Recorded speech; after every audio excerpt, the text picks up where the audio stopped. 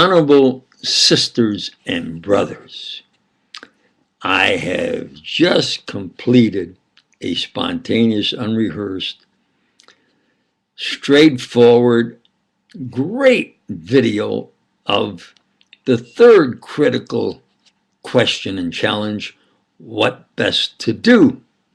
And I accidentally hit the delete instead of the close button. So I will try to present it, of course, spontaneous and unrehearsed, spontaneous, of course, in what I presented. And that is, in my opinion, man's greatest challenge is in the discipline of theology. Why are we here? How did we get here? Why are we here? What best to do?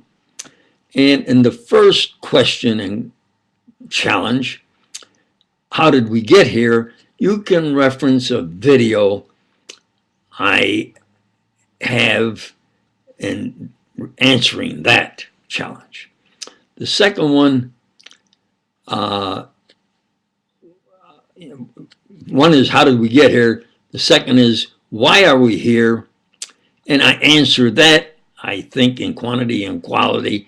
That is, in my opinion, a must. You view that answering of the critical question and challenge. And now this is the third critical question and challenge, what best to do?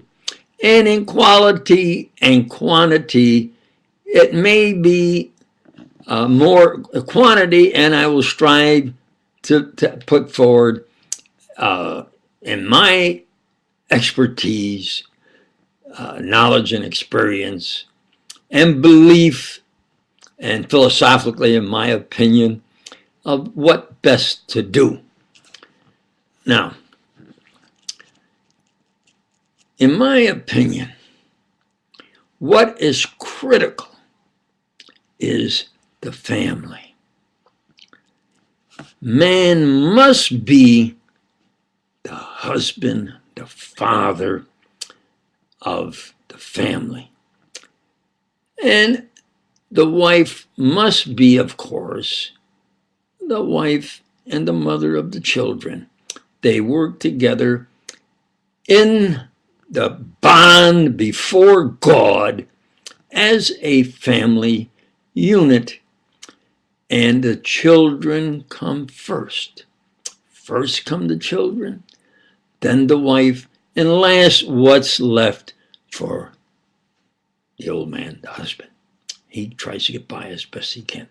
Not that they have this outrageous Hollywood style of divorce, where maybe the attorneys are divorced, the judge may be divorced, and the woman is now forced or has to get a divorce, and she now, especially if she was just a housewife, now she has to obtain employment to support the children and her because the fella takes off, and you got to try to force him a lot of times to help support, and he wants money so he can be a gay blade at the bar, and this gay blade at the bar. What best to do? Well, if you have better family men who are the political leaders, that gives you a core in which the leaders then at least are, in my opinion, my belief and opinion, real good Christian family men, or at least real good family men. And from that core, they will, or certainly could, be better politicians to obtain what the people, the families, and the people in this country desperately need. Do you understand? And it comes to where the way politicians do it, This outsourcing is devastating. Most men and women nowadays have to obtain employment from a large corporation or a partnership or an individual company. If they do good as a corporation, fine. If a partnership, fine. Individual owner, fine. Some, because of circumstances, especially this outsourcing, can't continue. So you get then unemployment. That is devastating. Yes, I'm old enough to have been during the Depression. Now there are thousands unemployed. At that time, there were millions lined up unemployed. Do you understand? You have to get leaders and listen to, I insist, you must understand. And that is, you get these who are mostly lawyers in their best attire, presentation, elegance, speech writers who enunciate how they have the studies, knowledge, experience, that you should vote for them. They will do for you what you want, or they say they are for you. Vote for them. Then when they get elected, you can't maybe even see them. The only ones who seem to, the most that seem to be able to walk through the door and see them are those who donate money to their reelection. Now, if the people need something, they say, well, write to me and let me know what you want. And even if you write it, you have to get a majority to write to say what you need and want. Isn't it a hypocritical failure of said politician to say vote for him, and now he says you have to, and especially by majority, prove to him what you need or want, and then he will try to do something. What best to do? I have for years tried to get myself on the ballot. Appears the only way I could do it, because I'm forcibly kept anonymous, is to try to get to be maybe a on the line, an internet candidate. Now I see there's a group that are saying we can get a candidate if we all write to them or somehow vote. We can get a candidate on the ballot that is being called the internet candidate. I suggest yours truly, like I have for years. In fact, in the last election of Bush, I tried to oppose him in the primary. They closed it down. I went all the way thousands of miles to Iowa. They said, well, come tomorrow. Next day I went there, he says, it's closed. What do you mean it's closed? He said he welcomes any competition. Orders from Washington, closed. Understand?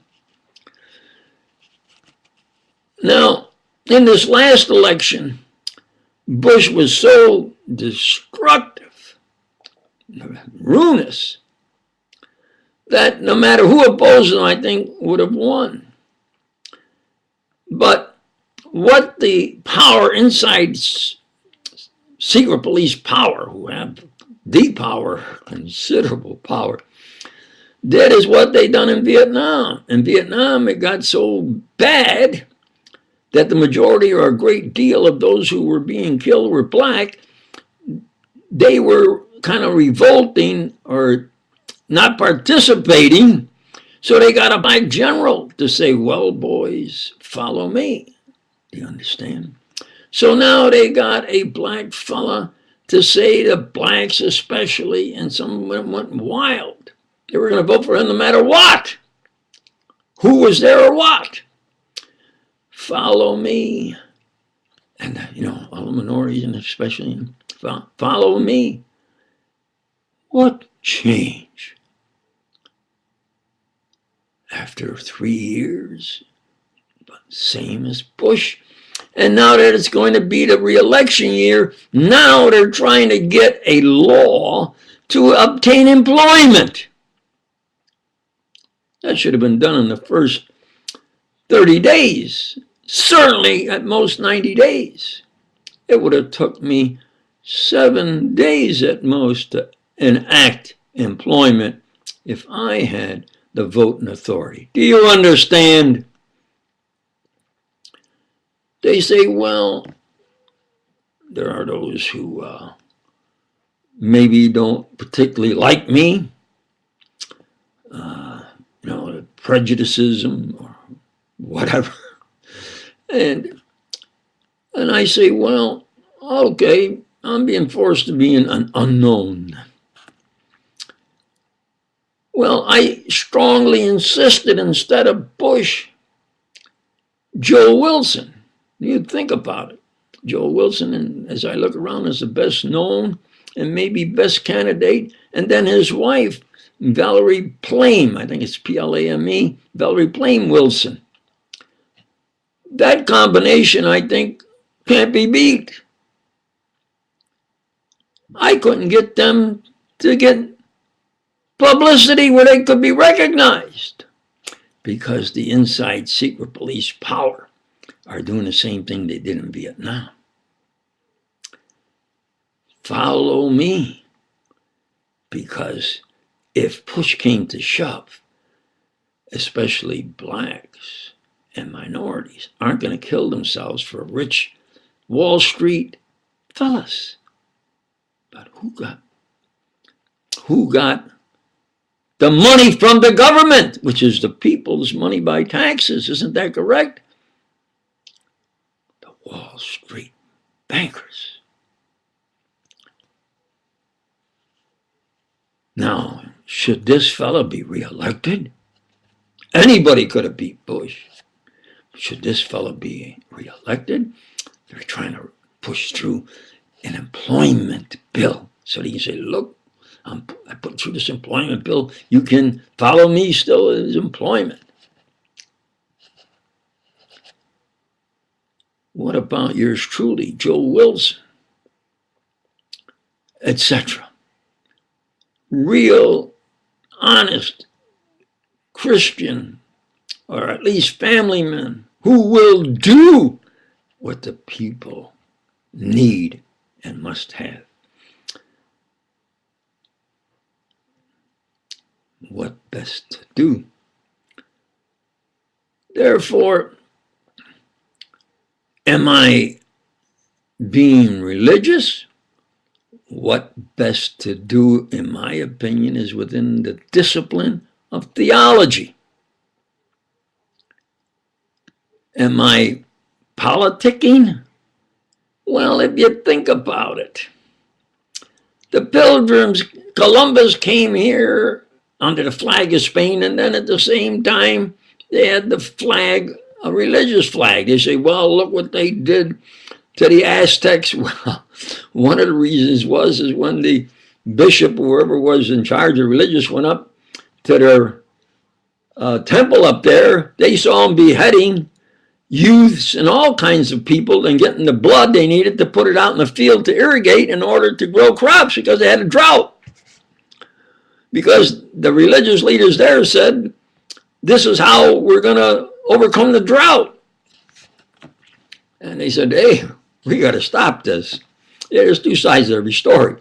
I'll admit they were after the gold and riches and all that and did oppressive wrongs, but there's always two sides to every story.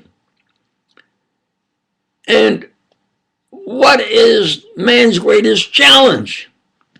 How did we get here? Why are we here? What best to do? And if those people came with two flags, a national and a religious flag, and all of our religious groups here and so forth, especially have maybe two flags. Well, let's look at the Pilgrims. The Pilgrims came here by the lead and then governing of religious leaders. And that was our first founding group here, isn't that correct? We've had religious people in leadership position from our founding fathers up until recently, when they said, well, we can't mix religion and politics. So if you're a religious person, you can't be a representative in this government. Why not? That eliminates most of the type of vocations that the vast majority are honest and family men, etc., than the bought off, corrupt politicians that all of them are telling the others about how bad they are and exposing them, besides the vulturous investigative reporters who pounce on them and expose them. Isn't that the truth? If a man is the best leader, or certainly good enough to be one of the leaders, then he must be a leader. And that, I insist, is what is best to do. They have now on the internet where if you get a name, they will appear on the ballot. Why not yours truly? And 1 year I'd have this country straightened out and corrected, and then I retire. Absolutely. It's all it would take me is 1 year. Then I retire in a South Sea island, and I've earned it for what I've achieved, etc. Who would I have as then my running mate, vice president? I think Joe Wilson. Then he would become president, and they would have ready a vice president that after his elected terms of office would be in a position to also then suggest he be our main leader. To all of those who are seeing the light and say, Preacher Doc is our best leader and should be on that ballot, I say to you, thank you, and that is what's best to do. Really, thanks. And employment where the man then has proper employment, reasonable employment, and can support his family and himself. Thank you.